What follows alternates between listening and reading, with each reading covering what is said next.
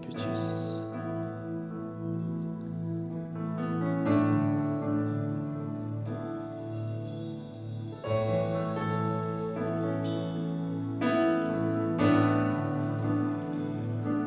Semua harta di dalam dunia, semua tata yang dapat tergapai, takkan bisa menggantikan kasih Bapa.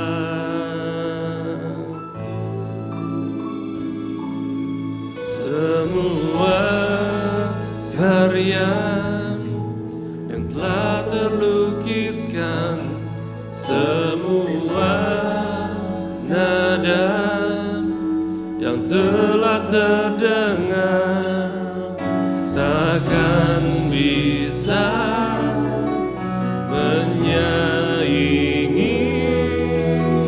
cintamu. Sampai habis bumi berlalu, sampai siang malam menyatu,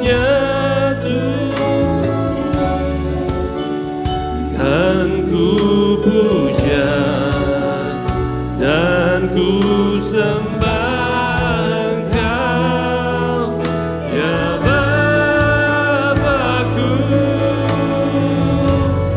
Sampai namamu ditinggikan di setiap hati dan bangsa, kasih sayangmu dan setiamu kan menyertaiku.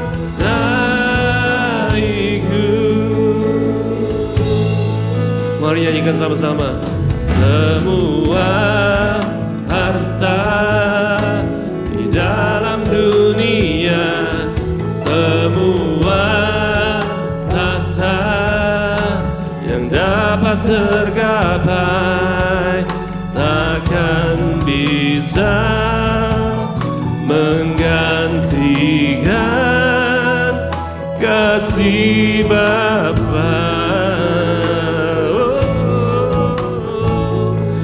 Semua karya yang telah terlukiskan, semua nada yang telah terdengar, takkan bisa menyaingi. Mari bangkit berdiri saudara.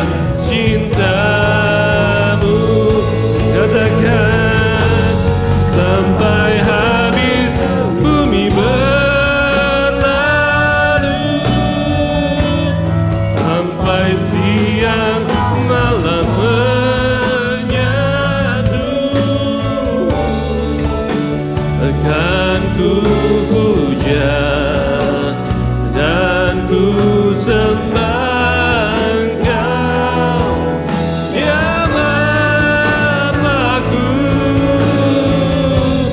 Sampai namamu ditinggikan di setiap hati dan bangsa, kasih sayangmu dan setiamu kan menyertaiku.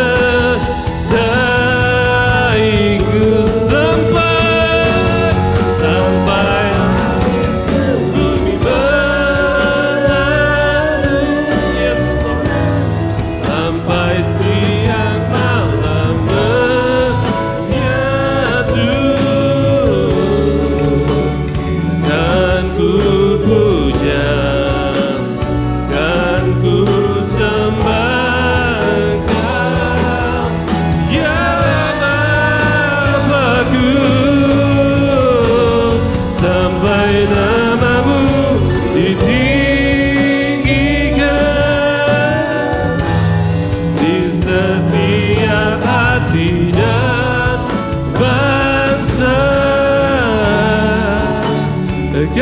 kasih sayangmu dan setiamu kan menyertaiku.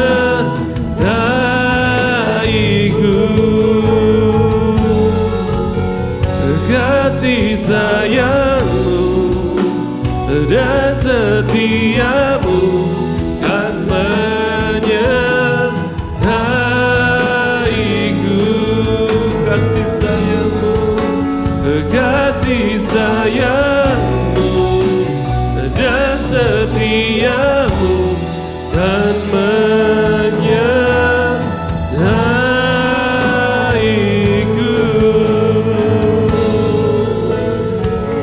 We worship you. Kami sembah Kau Tuhan. Engkau yang mengasihi hidup kami. Kami percaya, kami percaya kepadamu. Oh, sampai akhir hidup kami Tuhan, kami mau terus menyembah-Mu. Oh Yesus,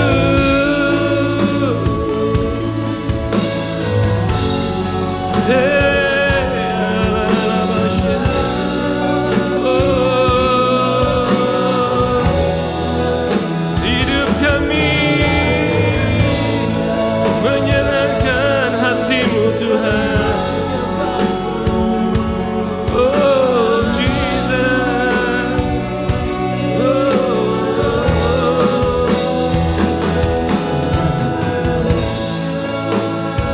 haleluya, haleluya, haleluya.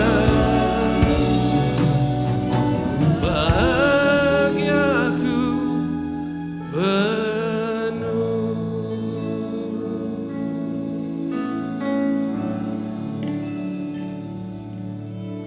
Sembah Kau Tuhan,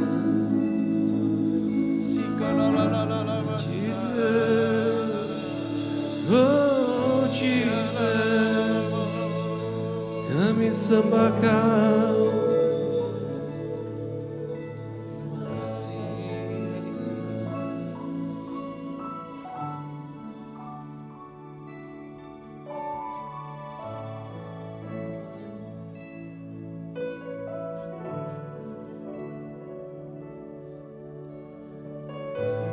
Jesus.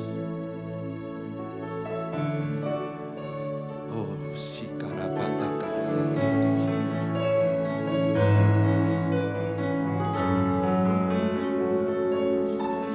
Hati kami haus dan rindu akan Engkau. Seperti rusa yang merindukan air, ya Tuhan. Demikianlah jiwa kami. Kami berharap kepada Tuhan dan mata kami tertuju kepada Engkau Allahku.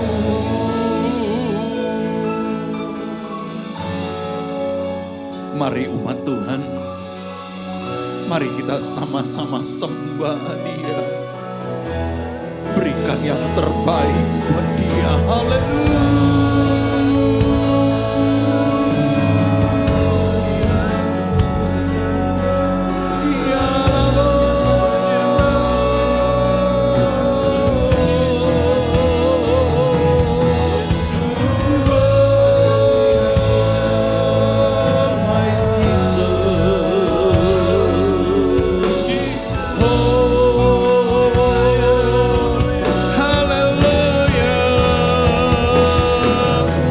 Jesus, my Lord, hallelujah.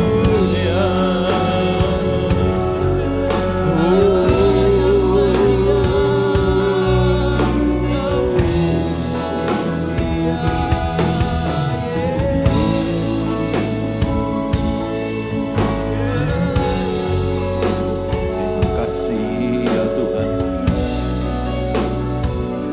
terima kasih ya Abah. terima kasih Tuhan.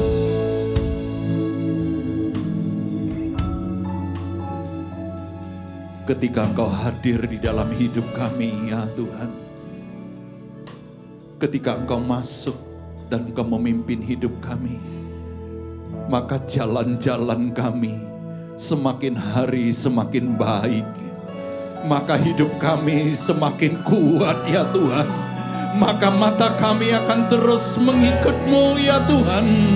Sebab Engkau Allah yang benar, Engkau Allah yang bangkit, Engkau Allah yang akan datang kembali, Yesus Tuhan kami. Haleluya. Haleluya. Oh, sikaralala batakaralala masandala masi. Hinalala oh, ku nyanyi Hosana bagi Rajaku yang duduk di tahta. Aku muliakan dan ku agungkan. Kaulah yang disembah. Mari kita puji Dia. Haleluya. Ku nyanyi Hosana bagi Rajaku yang duduk di tahta. Aku muliakan dan ku agungkan. Kaulah yang disembah. Kaulah yang disembah. Kaulah yang disembah.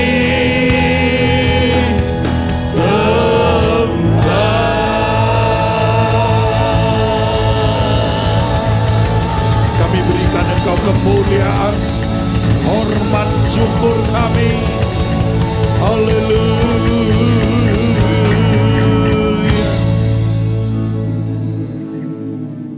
Haleluya.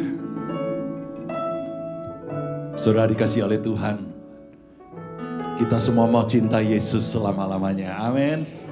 Pagi hari ini kita sangat bersuka cita. Di tengah-tengah kita telah hadir Pak Rubin, Adi, Abraham bersama dengan Ibu. Dari jauh ya Pak, mungkin dari Bandung sudah terbang. Dan saudara, beliau kedua kali memberkati kita. Dan Anda semua siap saudara? Berikan tepuk tangan paling meriah buat Tuhan Yesus. Dia baik, haleluya. Silakan Pak.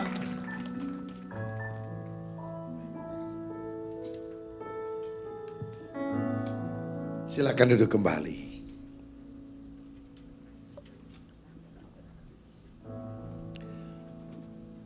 Selamat pagi Bapak, Ibu, dan Saudara yang dikasihi oleh Tuhan Yesus Kristus. Shalom. Senang sekali saya bisa hadir bersama dan istri dan melayani di tempat ini. Terima kasih Bapak Pendeta Yunus, Ibu, dan juga para pelayan Tuhan dan jemaat. Kiranya berkat Tuhan selalu melimpah dalam kehidupan kita. Biasanya bulan April dan September saya mewakili Gereja Bethel Indonesia menghadiri International Executive Council yang diadakan meetingnya di Cleveland, Tennessee dari Gereja Church of God yang merupakan mitra GBI selama bertahun-tahun. Dan besok saya juga akan berangkat ke sana, ke Cleveland sampai hari Rabu. Hari Kamis dan Jumat kebetulan ada pertemuan para pendeta GBI se-Amerika di Los Angeles. Dan setelah itu saya melanjutkan perjalanan ke kota yang lain juga untuk melayani. Dan senang sekali bisa hadir di tempat ini. Saya lihat ruangannya sudah agak beda dengan yang terakhir kita. Ini sudah lebih bagus. Mestinya perusahaan di tempat ini juga lebih maju ya. Karena ada anak-anak Tuhan yang berdoa. Dan ada mesbah dilakukan di sini. Jemaat kiranya juga bertumbuh lebih banyak lagi. Haleluya. Baik, hari ini saya akan menyampaikan firman dengan judul Dari Kekurangan kepada Kelimpahan. Kita akan baca Yohanes 6 ayat 5 sampai 13, bagian Alkitab yang sering kita baca, tapi biarlah Tuhan menunjukkan beberapa hal yang berkaitan dengan kebutuhan dan kerinduan kita semuanya. Yohanes pasal 6 ayat 5 sampai 13. Ketika Yesus memandang sekelilingnya dan melihat bahwa orang banyak berbondong-bondong datang kepadanya, berkatalah ia kepada Filipus, "Di manakah kita akan membeli roti supaya mereka ini dapat makan?" Hal itu dikatakannya untuk mencobai dia, sebab ia sendiri tahu apa yang hendak dilakukannya. Jawab Filipus kepadanya, "Roti seharga 200 dinar tidak akan cukup untuk mereka ini, sekalipun masing-masing mendapat sepotong kecil saja."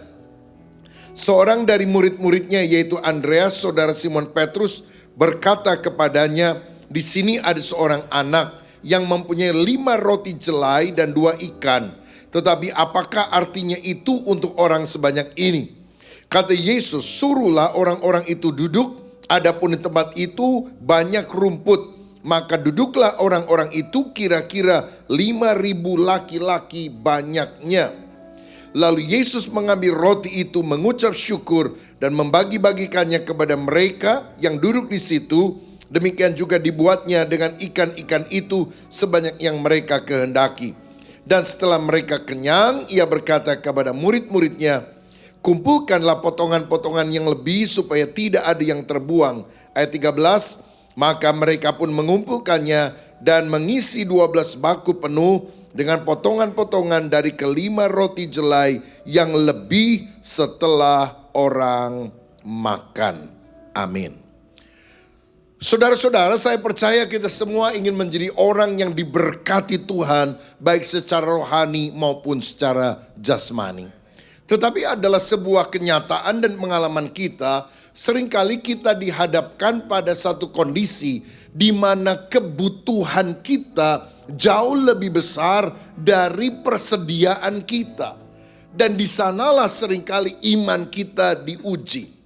Begitu juga dengan apa yang dikisahkan dari perikop ini. Pada ayat yang kelima dikatakan mereka mengalami kondisi kekurangan.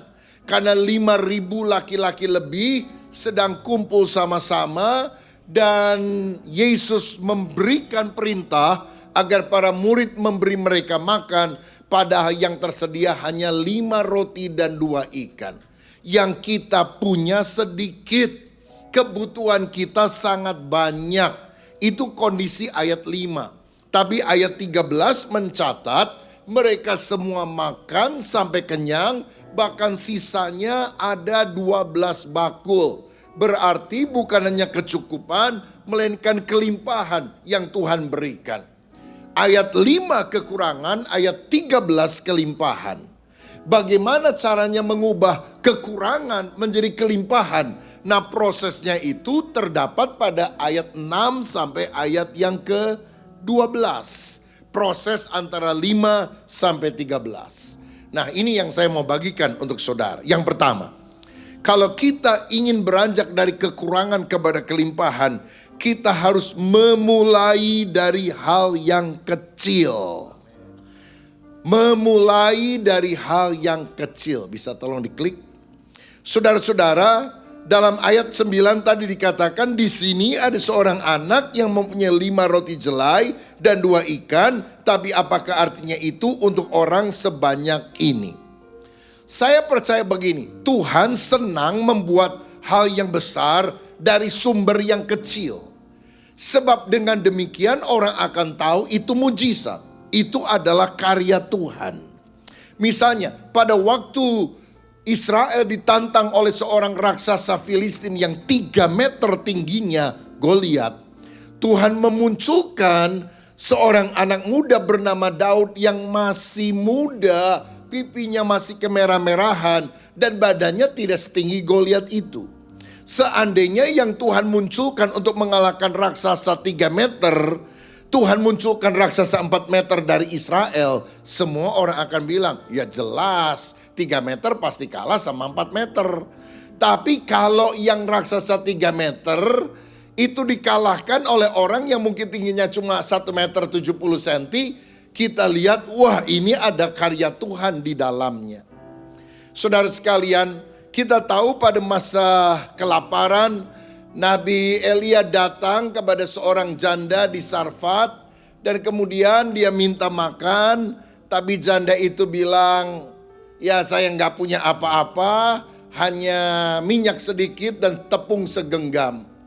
Tetapi ketika dia mengutamakan hamba Tuhan ini, maka minyaknya tidak pernah habis-habis dan juga roti tepungnya tidak pernah habis-habis.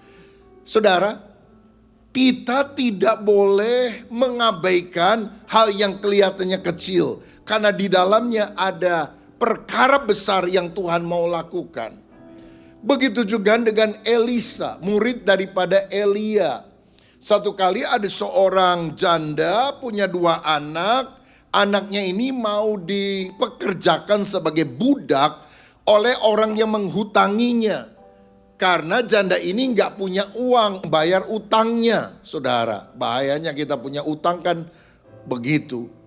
Tetapi kemudian Elisa bilang, apa yang ada di rumahmu cuma sebotol minyak, nggak banyak, kecil saja. Pinjam dari tetangga-tetanggamu sebanyak mungkin tempat, belanga yang ada. Dan kemudian mereka harus menuangkan minyak kecil sebotol itu ke dalam belanga yang besar-besar, gentong yang besar-besar. Sampai akhirnya minyak itu berhenti mengalir ketika gentongnya sudah penuh semuanya. Kalau mereka buka gentong yang lebih banyak, maka minyaknya akan terus mengalir. Saya percaya begini, sorga tidak pernah kekurangan minyak. Kita yang seringkali menyediakan tempat penampungan minyak terlalu sedikit. Kalau kita melebarkan kapasitas iman kita, maka berkat itu akan mengalir lebih dahsyat dalam kehidupan kita. Kalau saudara mau diberkati Tuhan, mungkin yang kita punya sedikit, tapi hatimu, imanmu harus besar. Sebab kalau imanmu tidak besar, engkau tidak akan mengalami mujizat daripada Tuhan. Orang hidup itu jangan terlalu penakut, saudara-saudara. Orang hidup harus berani. Seperti Yosua dan Kaleb berkata, memang musuhnya besar, tapi Allah yang menyertai kita lebih besar dari musuh kita. Dan kita akan menelan mereka sampai habis. Banyak orang badannya besar, hatinya kecil. Wajah security. Kumis kayak gagang telepon. Tapi hati Hello Kitty, saudara-saudara. Bagaimana mungkin kita bisa mengalami mujizat jika sedemikian? Makanya jangan remehkan hal yang kecil. Bila kita bertekun, kita akan berhasil. Saya pernah ke Seattle dan melihat di sebuah pasar, Pike Place di Seattle. Itu kan pasar ikan, saudara-saudara. Ya, suka ada atraksi itu. Orang ambil ikan yang gede lalu dilempar begitu. Nah, di seberangnya itu ada kedai kopi kecil. Namanya Starbucks. Dia mulai usahanya di situ, kedai kecil, sampai sekarang juga tokonya ya toko kecil. Tapi karena dikelola dengan baik, sekarang tersebar ke seluruh dunia. Saya mau bilang, Bapak Ibu datang ke Amerika mungkin dengan situasi tidak mempunyai banyak hal. Tapi kalau engkau bertekun, berdoa, minta anugerah Tuhan, tiap hari engkau akan naik. Engkau tidak akan turun. Engkau akan jadi kepala. Engkau tidak akan jadi ekor. Saya percaya jemaat ini pun tidak dimulai langsung dengan sekian puluh orang. Mulai dari hal-hal yang kecil. Tapi Tuhan tambahkan dari waktu ke waktu. Dan terus kita berdoa. Ada kemajuan yang terjadi. Mulainya di sini atau bukan Pak dulu? Bukan ya. Dari tempat yang pertama ini keempat. Makin hari makin baik mestinya ya. Haleluya. Saya berharap jemaat juga setia melayani Tuhan, cinta Tuhan, tidak mengabaikan hal yang kecil. Barang siapa tekun akan dipercaya perkara yang lebih besar. Yang kedua, bagaimana dari kekurangan kepada kelimpahan, kita harus mempercayakan hidup kepada Kristus. Ada 4M ya. Memulai dari hal yang kecil, itu yang pertama. Yang kedua, mempercayakan hidup kepada Kristus. Ayat yang ke-9 tadi mencatat bahwa yang ada cuma 5 roti dan 2 ikan. Tapi ayat 11 itu dibawa ke tangan Yesus. Lalu Yesus mengambil roti dan bersyukur membagi-bagikannya kepada banyak orang. Roti yang kecil akan tetap kecil dan tidak bisa memenuhi kebutuhan besar kalau itu ada di tangan kita. Tapi kalau kita percayakan roti itu ke dalam tangan Tuhan yang bisa melipat gandakan, bagi Allah tidak ada yang mustahil. Karena matematika dunia kan 5 tambah 2 sama dengan 7. Tapi matematika ilahi 5 tambah 2 bisa 5.012. 5 roti, 2 ikan, mengenyangkan 5.000 orang, sisanya 12 bakul. Tuhan bisa memberkati yang sedikit menjadi banyak ketika kita mengandalkan Tuhan, mengharapkan mujizat daripada Tuhan. Makanya Mazmur 37 ayat 3-5 berkata, percayalah kepada Tuhan, lakukanlah yang baik, diamlah di negeri, berlakulah setia, dan bergembiralah karena Tuhan, maka Dia akan memberikan kepadamu apa yang diinginkan hatimu. Serahkanlah hidupmu kepada Tuhan, percayalah kepadanya, dan Dia akan bertindak. Mulai melakukan dari hal yang kecil. Tapi yang kedua, mempercayakan hidup kepada Yesus. Saudara setengah-setengah percaya sama Tuhan, berkat Anda juga setengah-setengah. Kadang-kadang gak dapat. Tapi kalau engkau mengasihi Tuhan dengan segenap hati, Alkitab berkata, apa yang tidak pernah dilihat oleh mata, tidak pernah didengar oleh telinga, tidak pernah timbul dalam hati, Allah akan sediakan bagi setiap orang yang mengasihi Dia. Modal saya cuma satu, mengasihi Tuhan. Kalau kita mengasihi Tuhan, Tuhan itu lihat hati kita. Dan Dia akan memberikan apa yang tidak pernah kita pikirkan. Karena itulah cara kerja Allah di dalam kehidupan kita sekalian.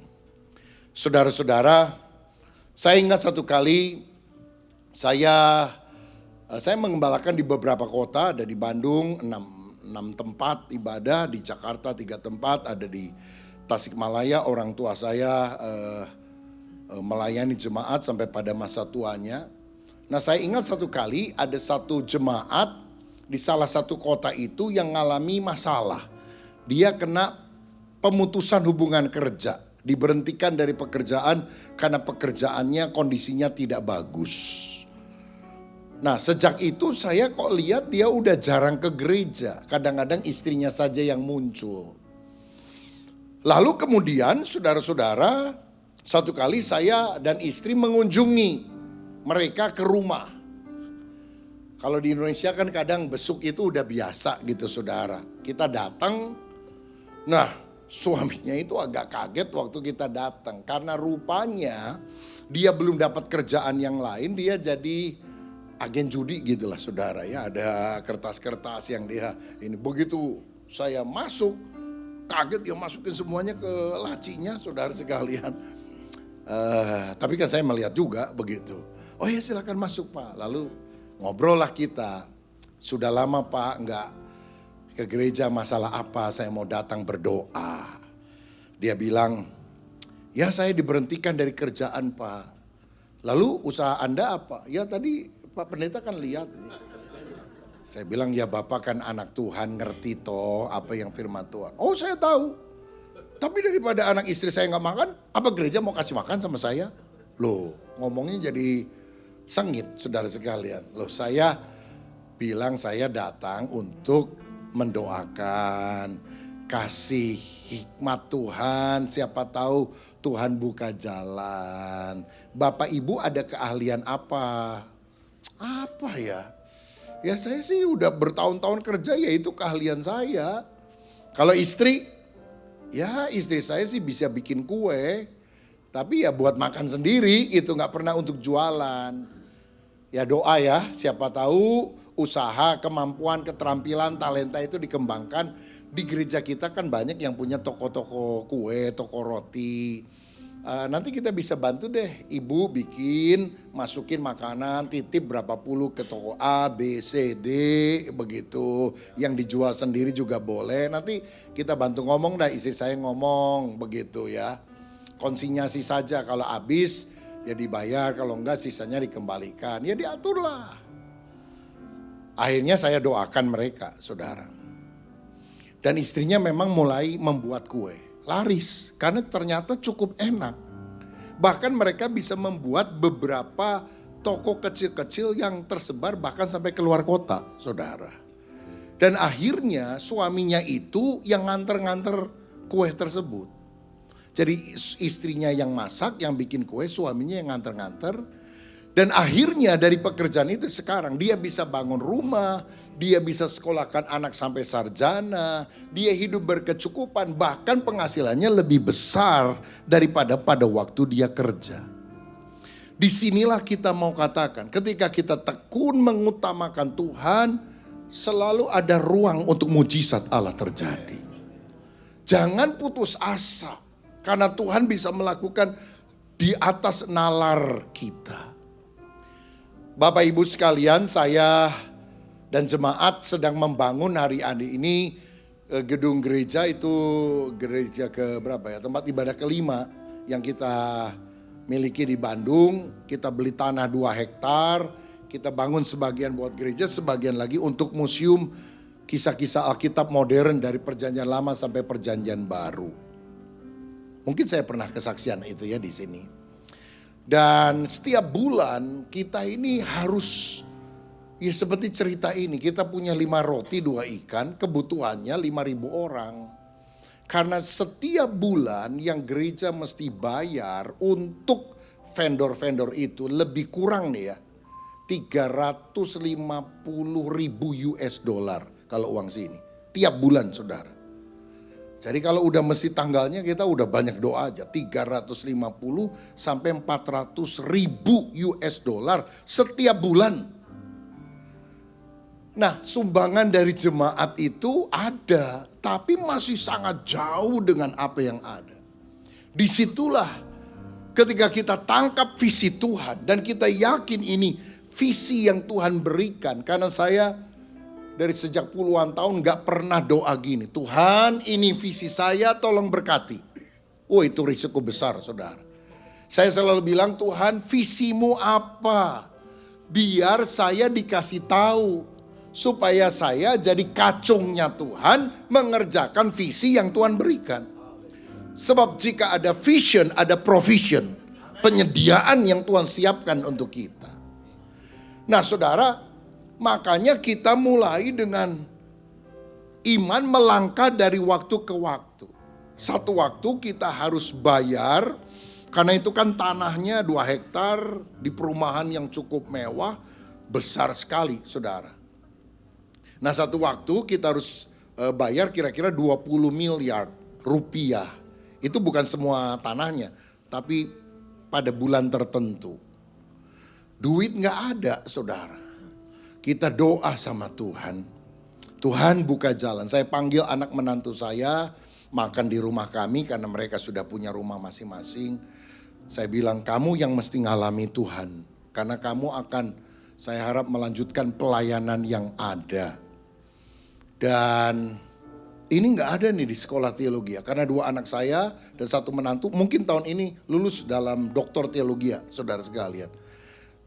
Dan saya bilang ini gak bisa pelajari di sekolah teologi. Ini harus belajar di sekolah iman. Di hadirat Tuhan. Lalu gimana Pi? Uang dari mana? Lah nggak tahu, Pak Pi juga nggak punya uang. 20 miliar loh, gede. Iya, tapi doa. Setelah doa sama-sama, minggu depannya ada yang tanya, masih perlu berapa kebutuhan gereja? Banyak banget. Yang paling dekat apa? Yaitu ada cicilan kesekian untuk tanah, tapi ini paling besar nih, kira-kira 20 M dalam waktu dekat. Udah deh, saya nyumbang, tapi bukan duit, nyumbang barang. Ya boleh aja, tapi apa barangnya? Berapa hari kemudian barangnya datang, saudara, saya bawa barang itu 5 kilo di tangan kiri, 7 kilo di tangan kanan, 12 kilogram emas murni. Haleluya. Jadi kami jual itu emas, saudara sekalian. Dan ada orang lain yang nyumbang 3 miliar kalau nggak salah dalam beberapa hari itu. Pokoknya 20 M lunas lah. Nah ini ada ruang untuk mujizat. Di mana kita mempercayakan kepada Tuhan, mengandalkan Tuhan. Kalau dikalkulasi nggak masuk akal. Nah saudara sekalian, kami mulai tiang pancang bulan Maret tahun lalu. Dan 9 bulan kemudian strukturnya untuk gereja jadi. Jadi kita memang cepat saudara, ngebut karena di Indonesia, karena di kompleks itu satu-satunya gereja. Di Bandung Timur gak ada yang lain yang dapat izin, cuma tempat kami. Jadi saya bilang ngebut daripada nanti banyak urusan gak bagus kalau berlama-lama. 9 bulan topping up selesai, dan untuk struktur dari museumnya 9 bulan juga setelah itu. Nah saudara, tapi kita kan waktu mulai itu kan mau cepet-cepet duitnya ini gimana gitu. Saya pecah-pecah, mulai dari struktur, mulai dari tiang pancang, maaf. Tiang pancang dulu, lalu struktur, lalu tiang pancang lagi buat Museum Alkitab, lalu struktur, lalu kemudian finishing bagian ini, bagian itu dan sebagainya. Tiang pancang dihitung 17 miliar. Kita udah gak ada duit, karena yang 20 miliar kan tadi udah disetorin buat tanah, saudara. Saya itu 3 bulan maju mundur. Mulai enggak ya tiang pancang? Mulai enggak, sampai panitia berapa kali nanya. Gimana Pak? Jadi atau enggak dibangunnya? Oh jadi. Bisa mulai sekarang? Iya saya doa dulu. 3 bulan loh saudara. Karena kita mulainya kan Maret tiang pancang. Saya mikirnya itu dari sebelumnya saudara. Sebelumnya saya udah mikir tahun sebelumnya.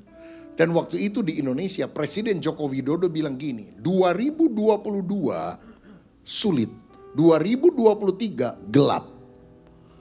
Waduh, saya pikir kalau presiden aja berdasarkan masukan dari IMF sudah bilang gelap, lah bijaksana enggak saya nantang jemaat untuk bangun sama-sama. Tapi saya bilang, saya akhirnya ngalami, walaupun presiden bilang tahun gelap, orang yang percaya kepada Yesus selalu ada terang kemuliaan Allah dinyatakan dalam kehidupan kita. Nah setelah hampir 3 bulan bergumul saudara, setelah beberapa bulan bergumul sampai saya harus bilang yes. Lagi nyetir mobil nih. Tiba-tiba Tuhan ingatkan saya peristiwa sungai Yordan terbelah. Karena tabut jalan di depan. Imam melangkahkan kaki. Dan saya dapat satu rema, jalan, take action. Nah waktu itu saya dapat konfirmasi dari Tuhan. Saya nggak berani mengambil keputusan kalau nggak dapat konfirmasi. Dan saya mau bilang, saya itu hampir nggak pernah dengar suara Tuhan audible. Tapi berkali-kali dalam pengambilan keputusan waktu kita doa, sungguh-sungguh, tanya Tuhan dan sebagainya. Tuhan memberikan impresi. Yang kita bisa bedakan itu bukan pikiran kita, tapi dari Tuhan.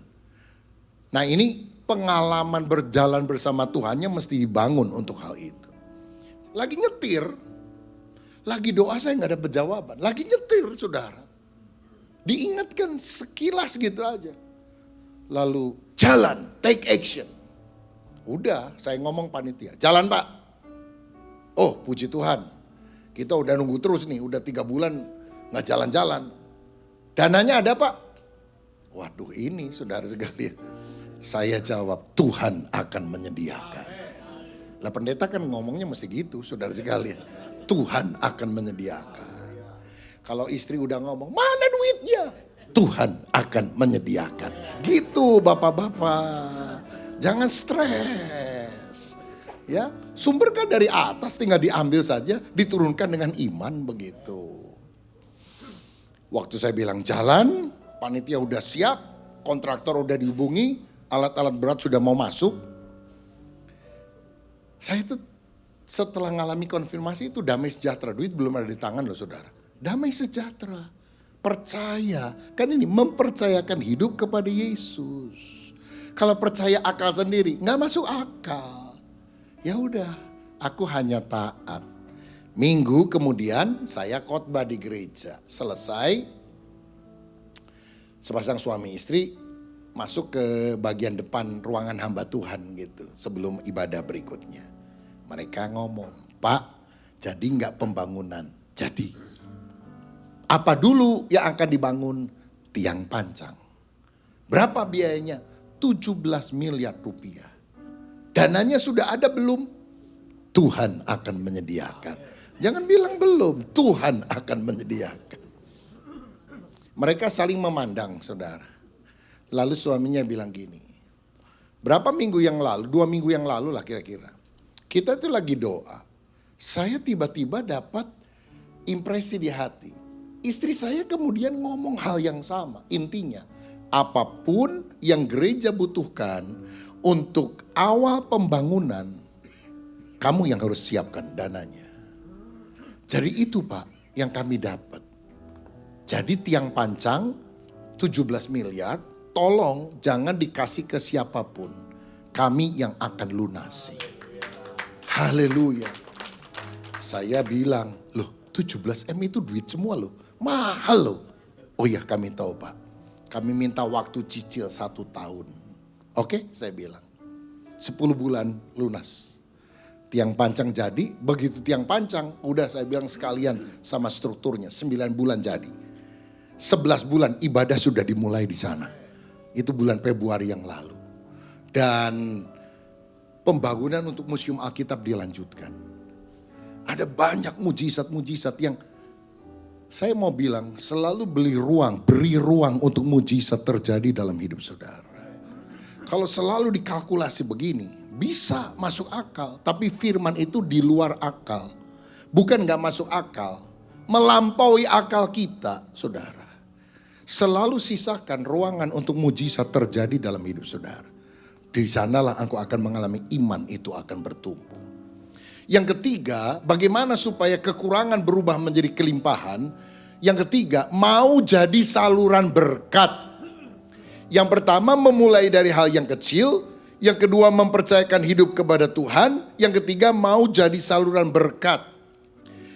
Karena saudara sekalian di ayat yang ke-10 Yesus kemudian memberikan perintah supaya murid-muridnya itu membagi-bagi dalam kelompok. Dia memecah-mecahkan roti dan ikan. Lalu murid-muridnya disuruh membagi-bagikan kepada orang lain. Saya percaya Yesus itu sumber mujizat. Tetapi para murid yang harus dipakai untuk membagi. Berkat dari Tuhan, saudara yang harus jadi tangan Tuhan untuk membagi berkat kepada orang lain. Artinya layani orang dulu, jangan makan dulu. Loh murid Tuhan juga pada lapar, tapi begitu 5 roti 2 ikan, ini kalau udah dibagi sama orang lain kapan baliknya kepada mereka? Kan pasti kurang nih. Tapi Tuhan bilang utamakan yang lain dulu. Kamu panitia makan paling belakang. Kalau habis ya udah puasa. Pokoknya jemaat makan duluan. Kira-kira seperti itu saudara sekalian. Jadi mereka diminta untuk melayani orang lain dulu. Jangan serakah, jangan hidup bagi diri sendiri. Tapi hidup itu harus jadi saluran berkat bagi banyak orang. Tuhan mau memakai saudara dan saya menjadi bendaharawannya Tuhan. Di mana kita harus menabur benih dan kita akan menuai benih itu. Dan saya mau bilang memberi itu jangan nunggu kalau kita udah kaya. Memberi itu sesuai dengan takaran yang Tuhan berikan kepada kita sekarang. Hidup limpah itu apa? Kan Tuhan bilang, kalau engkau menjadikan Yesus sebagai gembalamu, maka Yesus akan memberikan hidup yang penuh dengan kelimpahan. Rohani, tapi kemudian nanti akan mengalir pada bagian jasmani. Limpah itu apa sih? Bukan punya rumah 5, mobil 10. Limpah itu artinya merasa cukup dengan berkat Tuhan. Bahkan bisa membagi kepada orang lain. Jangan jadi Kristen sumur, jadilah Kristen sungai. Kalau sumur itu dapat air hujan, langsung ditampung, gak kemana-mana. Tapi kalau Kristen sungai, dapat hujan disalurkan kepada yang lain. Memberi kepada orang yang lain. Saudara-saudara, dan memberi itu gak harus kaya dulu. Jangan doa gini, Tuhan jadikan saya konglomerat. Baru saya nyumbang gereja. Baru saya ngasih orang miskin. Itu bukan caranya Tuhan. Bapak Ibu pernah kepikir enggak? Waktu Yesus mengambil 5 roti, 2 ikan. Dia mengangkat roti itu kepada Bapa Surgawi. Dia berdoa. Begitu selesai doa. Mengucap berkat. Rotinya berubah jadi besar enggak? Apakah 5 roti kecil berubah menjadi 5 roti segede bantal? Apakah 2 ikan teri berubah jadi 2 ikan paus? Sehingga memang muat untuk 5.000 orang. Enggak, rotinya tetap kecil. Ikannya tetap kecil. Mujizat terjadi pada waktu roti itu dibagi-bagikan kepada orang lain. Enggak pernah habis-habis. Saudara, uang tinggal berapa dolar nih? Temenmu datang pinjam duit. Aduh. Lagi kita aja susah kau mau membantu orang lain. Tapi ingat, mujizat pelipat gandaan terjadi bukan karena kita punya banyak. Tapi punya sedikit, rela membagi dengan yang lain. Maka mujizat pelipat gandaannya saudara akan alami. Seperti orang punya nyala api di satu lilin, bagikan ke lilin yang lain. Apinya gak pernah habis. Apinya akan selalu mengalir. Martin Luther, reformator dari Jerman, pernah berkata, bertobat itu artinya pertama membuka hati, kedua membuka dompet. Karena di mana hartamu berada, hatimu berada. Saya lihat sekarang ya, banyak orang Kristen cinta Tuhan, tapi pelitnya luar biasa. Tuhan, kuserahkan hidupku, kuserahkan segalanya, tapi dompet aku yang pegang sendiri. Saudara tahu kenapa? Ada banyak orang Kristen waktu dibaptis, dompetnya dia titip sama teman. Kalau boleh saya usul baptisan yang akan datang Pak Yunus, baptis sama dompet-dompetnya supaya dompetnya bertobat. Hatimu sudah bertobat, tapi dompetnya ikut bertobat atau tidak? Hati yang bertobat hanya Tuhan yang bisa lihat. Tapi buah pertobatan harus bisa dilihat orang lain. Makanya walaupun kita terbatas, belajar menabur. Karena waktu kita membagi itulah berkat Allah dicurahkan dalam hidup kita. 2 Korintus 9 ayat 10. Coba kita lihat ayat ini. Ini luar biasa nih. 2 Korintus 9 ayat 10. Ia yang menyediakan benih bagi penabur dan roti untuk dimakan. Ia juga akan menyediakan benih bagi kamu dan melipat gandakannya dan menumbuhkan buah-buah kebenaran. Perhatikan saudara. Berkat Tuhan itu 2 macam. Pertama, roti untuk dimakan, dinikmati. Kedua, benih untuk ditabur. Roti untuk dimakan, benih untuk ditabur. Dan Alkitab berkata, ia artinya Tuhan menyediakan kedua jenis berkat ini. Roti untuk dimakan, berkat untuk dinikmati, tapi juga benih untuk ditabur. Kalau saudara beli buah mangga, saudara kupas kulitnya, makan dagingnya, jangan makan peloknya, jangan makan bijinya. Keselak nanti saudara. Ya, bisa masuk rumah sakit gara-gara telan biji mangga tersebut. Itu adalah benih yang harus ditabur. Nanti akan menuai buah mangga yang lebih banyak. Dan ingat ini, petani yang berhenti menabur akan berhenti menuai. Tapi petani yang selalu menabur bahkan pada musim kering, dia akan selalu menuai berkat yang berasal dari Tuhan. Dan kita akan selalu menuai lebih banyak dari yang kita tabur. Amin saudara. Makanya belajar untuk menabur. Roti untuk dimakan, benih untuk ditabur. Kalau saudara dapat penghasilan sekian setiap bulan. Atau bahkan dapat bonus mendadak. Ada berkat mendadak. Saudara doa, Tuhan berapa besar roti untuk saya makan, berapa besar benih yang harus saya tabur. Jangan dimakan semua, saudara-saudara. Karena Alkitab ngomong gitu. Dan jangan pernah pikir benih itu dari saya. Semua dari Tuhan. Sumbernya dari Tuhan. Kalau saudara tergerak untuk mensupport misi, pembangunan gereja, menolong orang miskin. Saudara bisa doa gini, Tuhan, terima kasih buat berkat-Mu, roti untuk dimakan. Tapi bulan ke depan ini saya kok tergerak mendukung pekerjaan Tuhan dengan biaya sekian. Aku boleh minta enggak Tuhan benih daripadamu. Saudara kan tiap hari minta berkat dari Tuhan. Makan aja doa, Tuhan berikanlah kami pada hari ini makanan kami yang secukupnya. Kita selalu doa untuk dapat berkat, untuk kita nikmati, untuk kita gunakan, untuk kebutuhan kita. Tapi saudara pernah doa enggak? Tuhan aku doa, karena sumbernya juga dari Engkau. Benih untuk aku tabur. Kalau saudara doa seperti itu, ada mujizat. Tiba-tiba beberapa bulan ke depan, itu penghasilanmu enggak masuk akal. Kok lebih banyak daripada biasanya. Makanya hitung. Saudara tiap keluarga itu perlu ada perhitungan. Pendapatan berapa, pengeluaran berapa. Supaya kita dapat hikmat dari Tuhan. Dan kalau sudah ada lihat ada lebihnya dan kau sudah doa itu bagian benih untuk saudara tabur. Mulai hari ini jangan hanya doa untuk minta berkat bagi diri. Minta benih untuk ditabur bagi pekerjaan Tuhan.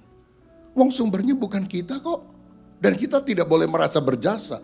Itu berkatnya, sumbernya dari Tuhan. Jadi dua sumber berkat, dua berkat Tuhan. Roti untuk dimakan, kedua benih untuk ditabur. Boleh diucapkan sama-sama? Satu, roti untuk dimakan, kedua benih untuk ditabur. Sekali lagi, roti untuk dimakan, kedua benih untuk ditabur. Jadi kalau kita mau jadi saluran berkat bagi orang lain, selalu ada mujizat yang Tuhan lakukan dalam kehidupan kita. Kita udah ngalami berkali-kali, saudara. Kalau pembangunan gereja dimulai, sebelum saya umumkan kepada jemaat, saya harus ngomong sama istri. Berapa nih yang kita harus sumbangkan? Lalu kita dapat angka sama, 1 miliar rupiah misalnya. Kita ini pendeta saudara, bukan pengusaha, saya nggak main saham, nggak jual beli emas dan sebagainya. Kita hidup hanya untuk melayani Tuhan. Tapi waktu kami punya komitmen itu, saya bilang sama bendara kami cicil ya. Sekian bulan, sekian mungkin 1 tahun. Tapi tiba-tiba Tuhan bisa kasih berkat yang jauh lebih besar dari biasanya. Cuma numpang lewat saudara. Ada kadang-kadang berkatnya 200 juta. Saya potong dulu 20 juta untuk persepuluhan, 180-nya untuk melunasi janji iman tersebut. Enggak berapa bulan selesai. Setelah selesai, biasa-biasa lagi tuh keuangannya, saudara sekalian. Kok enggak ada lagi ya berkat kagetan yang besar? Ya karena komitmen untuk menaburnya udah selesai. Pernah ngalamin gitu enggak? Kok rasanya seperti bingung? Apa gak pernah ngalami? Kalau saudara selalu pakai nalar, logika, engkau gak akan ngalami perkara yang gak masuk akal. Wow! Yang Tuhan sediakan dalam kehidupan kita. Itu sebabnya saya bilang selalu beri ruang untuk mujizat Allah terjadi dalam kehidupan saudara. Yang terakhir, yang keempat. Bagaimana supaya kita mengubah kekurangan menjadi kelimpahan? Mengelola berkat dengan baik. Jadi 4M supaya kita mengalami berkat Tuhan. Pertama, memulai dari hal yang kecil. Kedua, mempercayakan hidup kepada Yesus. Ketiga, mau jadi saluran berkat. Yang keempat, mengelola berkat dengan baik. Ayat 12. Dan setelah mereka kenyang, ia berkata kepada murid-muridnya, kumpulkanlah potongan-potongan yang lebih supaya tidak ada yang terbuang. Saudara, Tuhan ingin memberkati kita, tapi jangan boros. Karena boros adalah dosa. Beda loh antara boros sama menabur bagi Tuhan. Menabur bagi Tuhan itu tujuannya mulia. Kalau boros untuk diri sendiri, gak pakai perhitungan untuk membelanjakan uang. Dia yang mencukupkan, tapi jangan kita menghambur-hamburkan. Kita harus kelola dengan baik. Jangan konsumtif, jangan biasakan diri berhutang. Kalau ingin sesuatu, duitnya belum ada, jangan utang. Ya diam aja udah. Hidup itu bahagia bukan karena banyak yang kita miliki, tapi sedikit yang kita ingini. Saya ulang sekali lagi ya. Hidup bahagia itu bukan karena banyak yang kita miliki, tapi sedikit yang kita ingini. Ini duitnya dikit, pengennya banyak.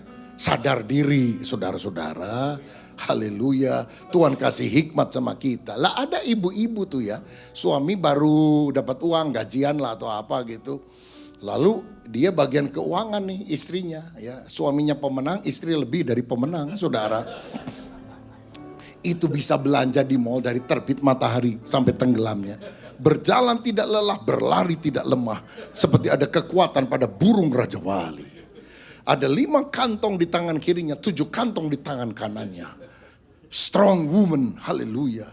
Suaminya bilang, aduh jangan boros mam, uang kita kan terbatas. Apa jawabnya? Dia kutip firman, burung di udara Tuhan pelihara, apalagi kita orang percaya. Dahsyat saudara. Padahal kita kan bukan burung, kita manusia diberi hikmat oleh Tuhan untuk mengelola semuanya. Makanya saudara kalau ada berkat belajar menabung seperti Yusuf. Lagi 7 tahun masa kelimpahan gak dihabisin semua uangnya. Sehingga 7 tahun masa kelaparan dia bisa mengeluarkan sedikit demi sedikit sehingga masa itu tidak membunuh mereka. Kalau saudara lagi bagus kerjaan, jangan dihabisin, jangan gaya hidupmu meningkat. Hidup berpada dengan apa yang ada, saudara simpen, saudara tabung. Sehingga akhirnya, apalagi orang kan mesti makin lama makin tua, saudara. Makin lama dia akan punya tabungan untuk diri sendiri.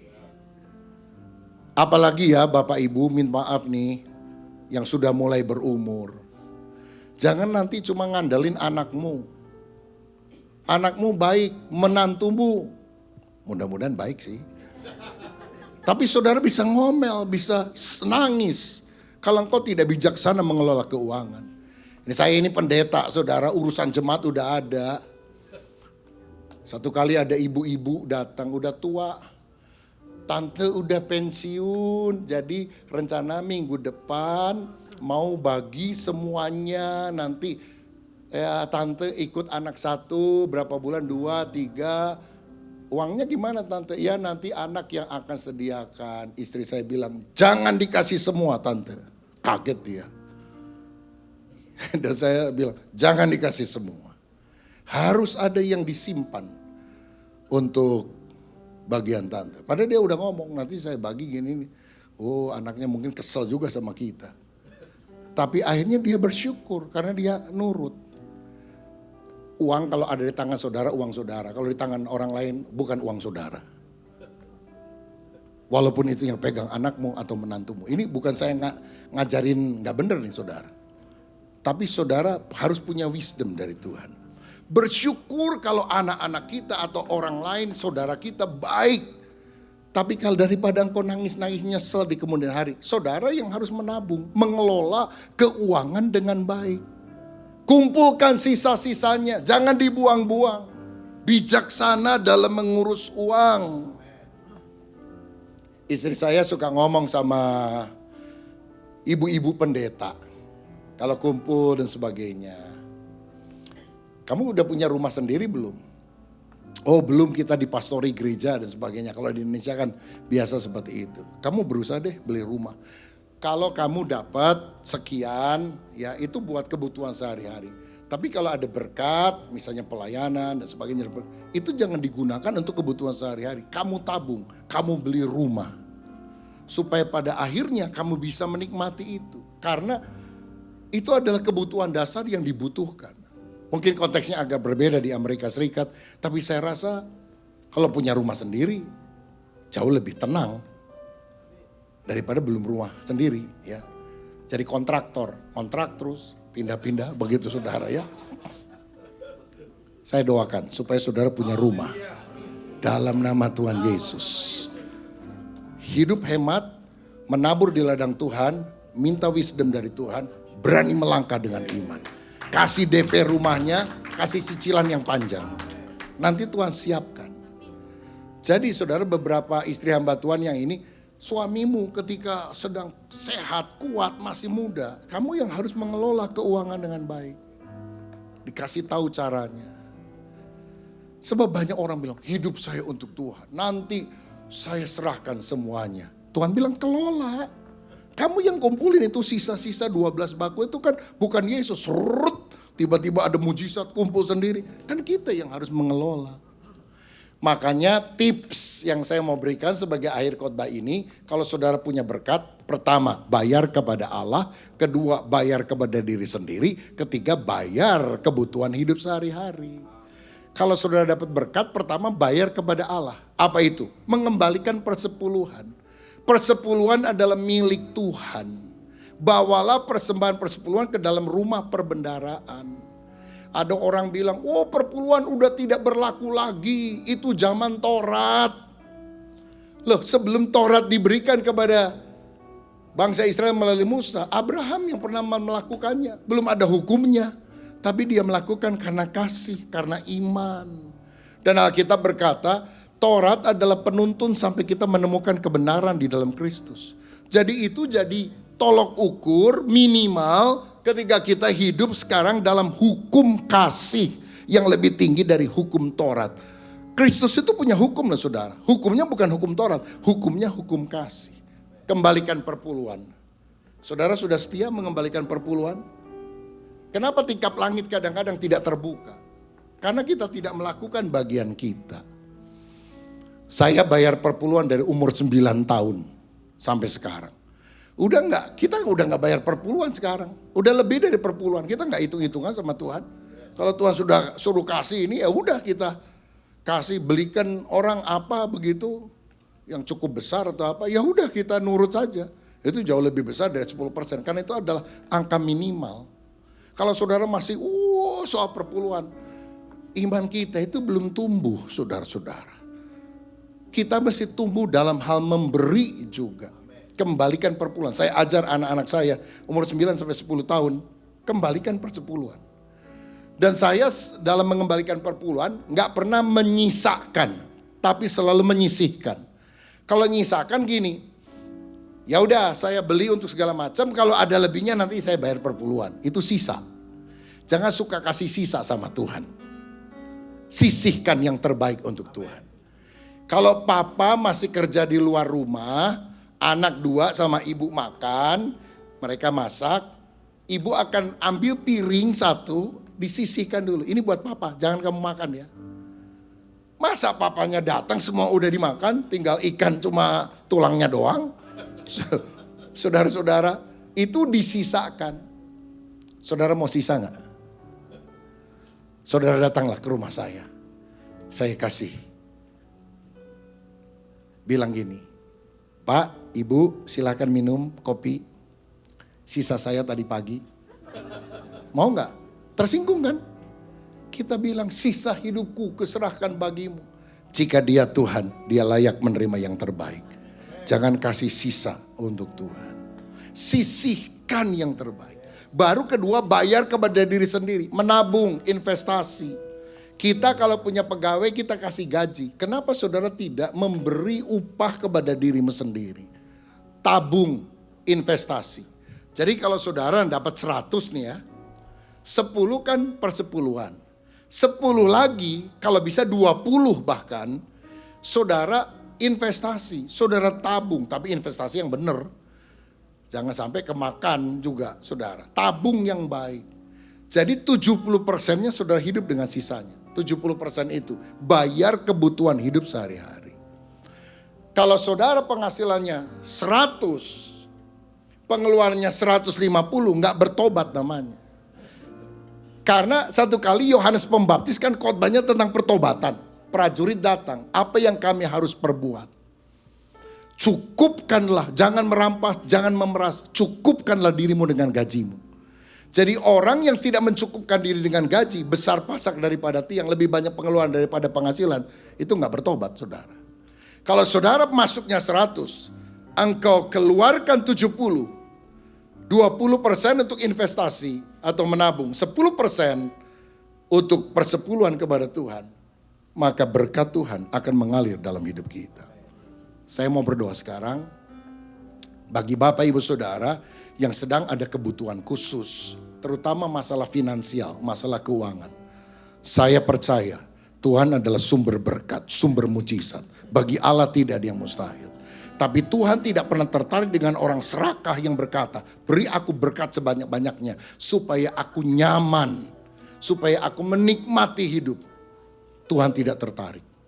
Tapi kalau engkau berkata, jadikan aku bendaharawan Allah, membangun, melebarkan kerajaan Allah di atas muka bumi melalui hidupku, Tuhan tertarik kepada orang sedemikian. Itu artinya engkau harus bisa membedakan mana roti untuk dimakan, mana benih untuk ditabur.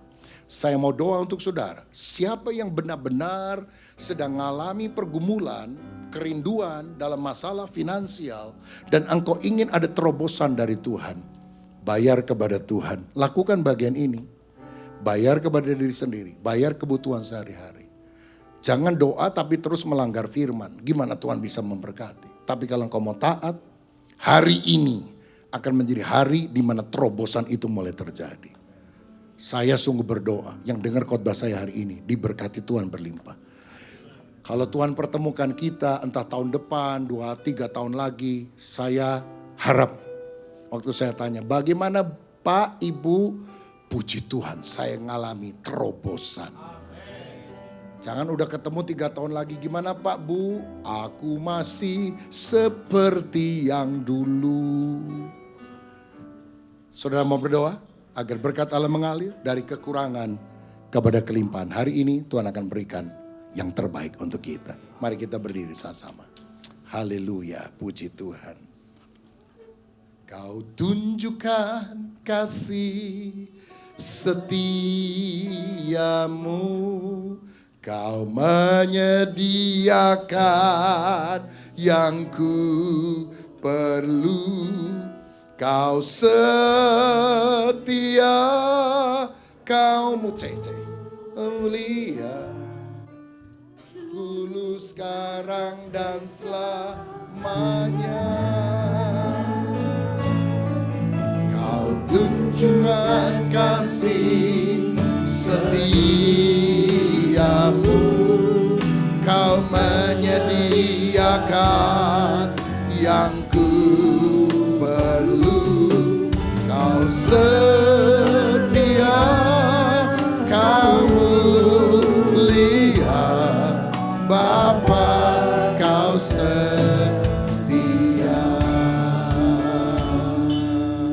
Mari mulai dari awal. Bapa kau setia, Bapa kau setia, Bapa kau mulia, tenanglah jiwaku.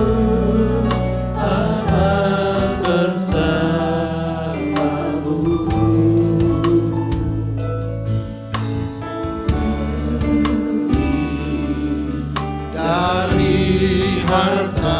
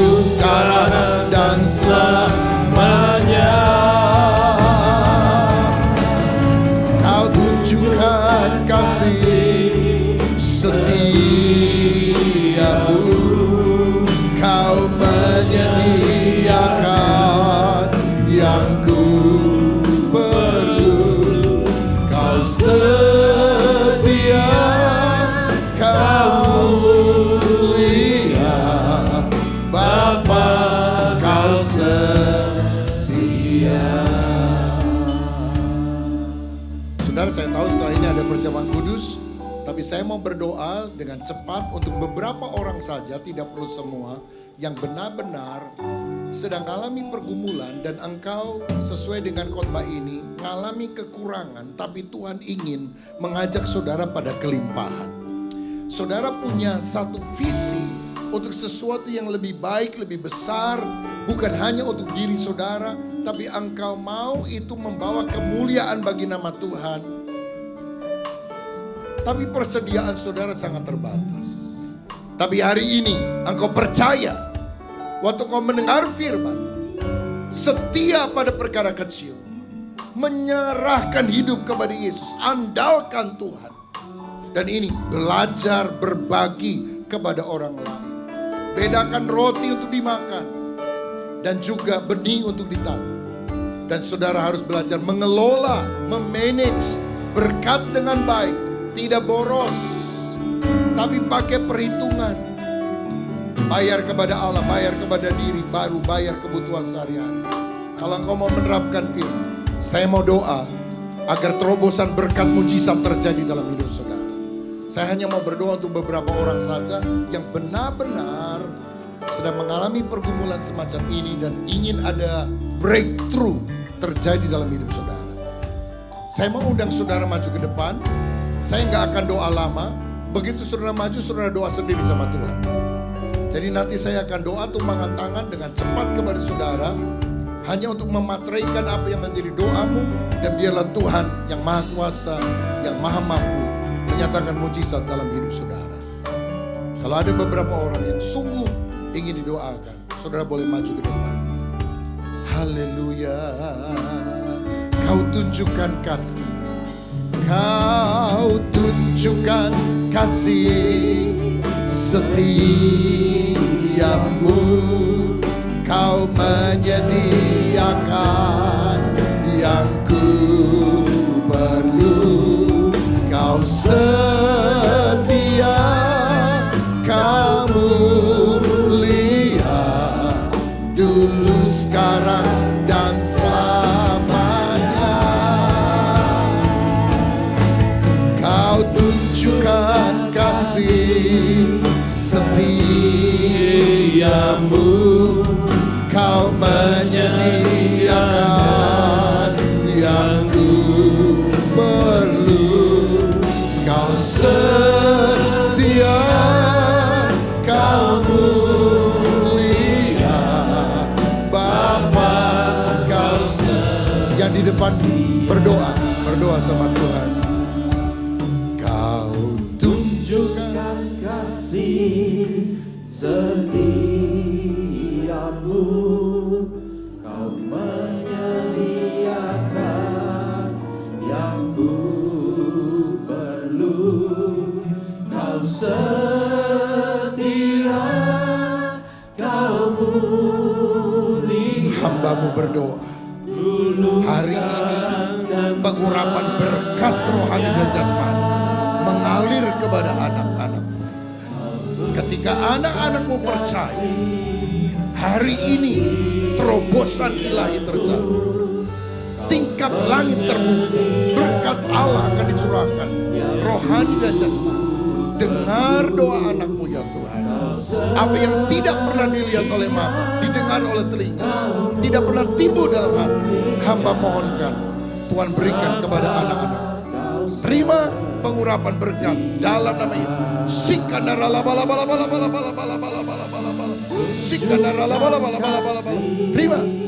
Terima mujizat, terima berkat, terima kuasa Allah, terima.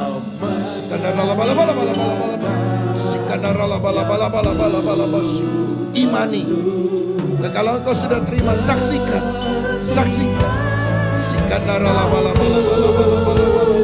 Apa berdoa dalam nama Tuhan Yesus. Berkati apa yang dikerjakan oleh tangan anak dalam nama Tuhan Yesus Kristus. Saya mohonkan berkat rohani, jasmani. Terima dalam nama Yesus. Jangan pikir gak mungkin. Bagi Allah tidak ada yang mustahil. Tuhan bisa, Tuhan mampu. Bersama Yesus mungkin, bisa, pasti terjadi. Terima mujizat dalam nama Tuhan Yesus. Kristus. Setia dalam perkara kecil, Tuhan kasih berkat yang lebih besar. Hamba mohonkan berkat ilahi dalam nama Tuhan Yesus Kristus. Terima berkat, terima terobosan dalam nama Yesus. Hamba berdoa dalam nama Tuhan Yesus Kristus.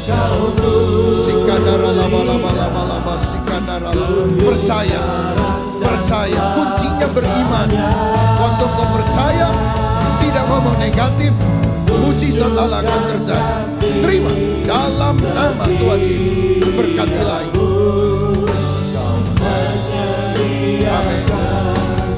Yang ku perlu kau setia, kau mulia, Bapa kau setia.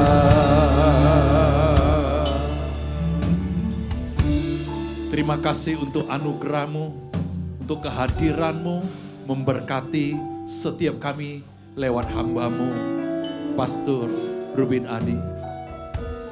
Meteraikan firman-Mu, nyatakan kuasa-Mu dan kehendak-Mu di setiap umat-Mu Tuhan.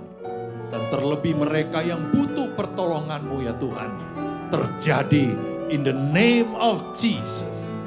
Haleluya. Bahkan saat ini ya Tuhan, kami sama-sama akan terima perjamuan kudus. Saya minta hamba-hamba Tuhan yang melayani, mari maju ke depan. Mari kita angkat tangan kedua tangan kita. Kita buka hidup kita. Kita buka hati kita. Kita mau terima kehadiran Tuhan. Kehidupannya, kebangkitannya. Dan pimpinan Roh Kudus ke dalam hidup kita seutuhnya. Kita serahkan kepada Tuhan. Oh, rapatakara rabasika. Berkati perjamuan kudus ini. Setiap kami yang percaya, yang mengambil tubuh dan darah-Mu menjadi bagian di dalam hidup kami. Kami percaya mujizat, kesembuhan, pemulihan, kesehatan, bahkan kami siap menjadi berkat buat Tuhan, buat banyak orang.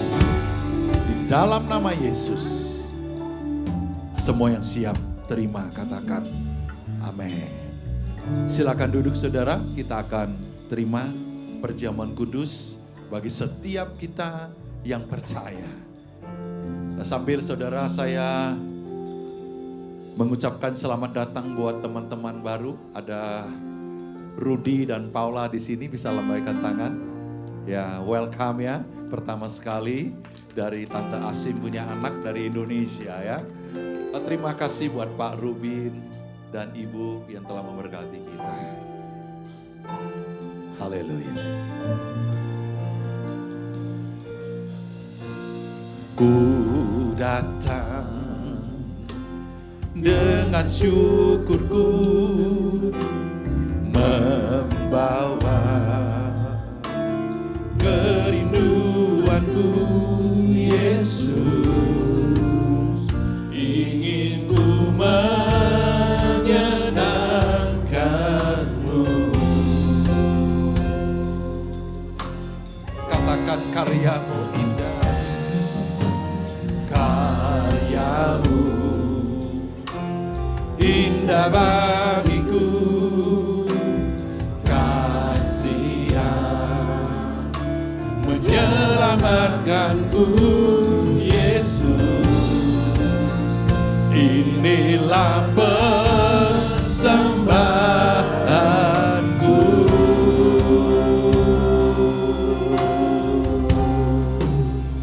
Ku membawa hatiku, hanya Engkau di hidupku, Yesus. Kau terindah, selamanya ku menyembah.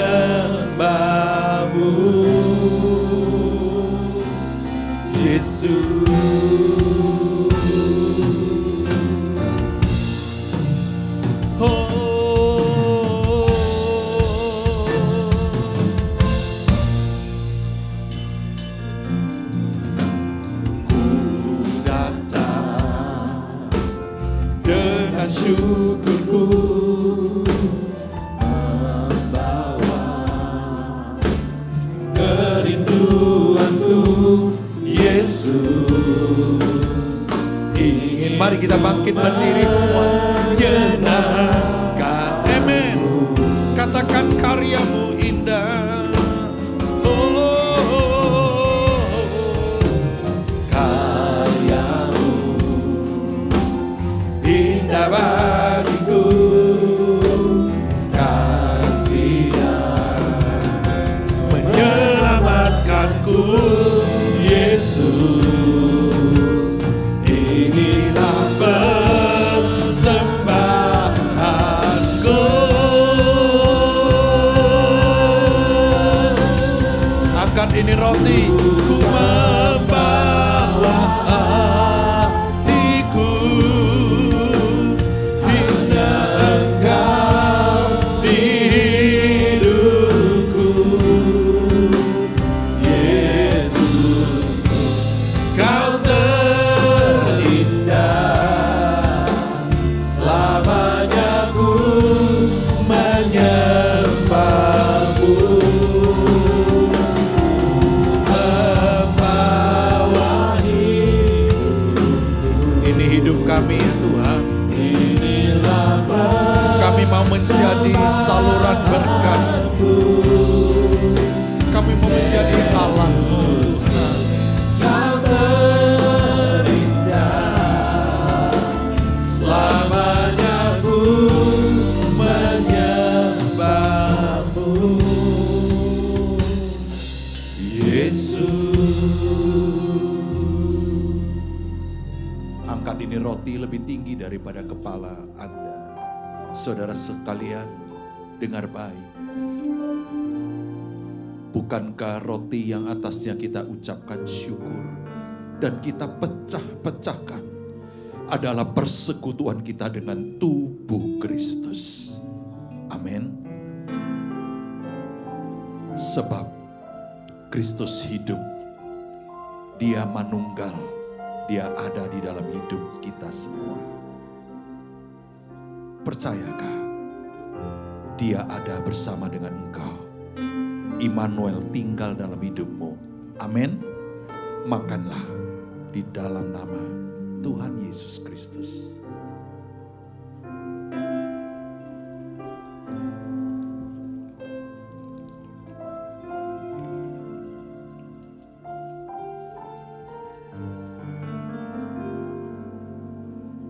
Angkat ini cawan.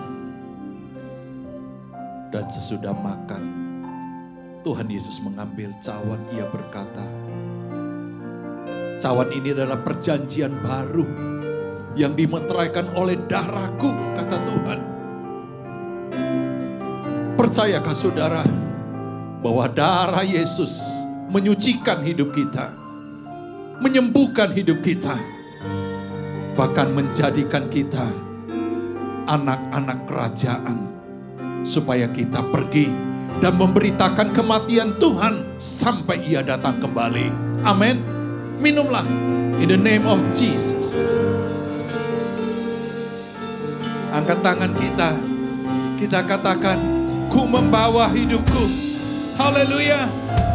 Oh, ku membawa hatiku, hanya Engkau di hidupku. Yesus, Kau terindah, selamanya ku menyembahmu. Ku membawa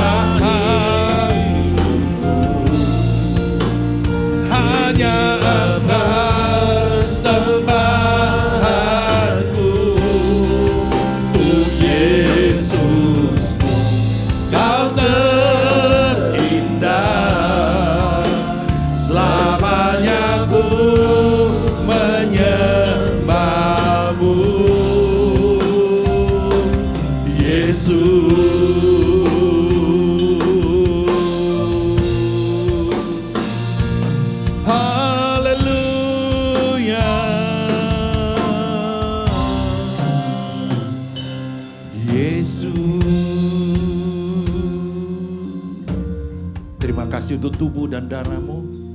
Terima kasih Engkau yang terus berkarya dalam hidup kami.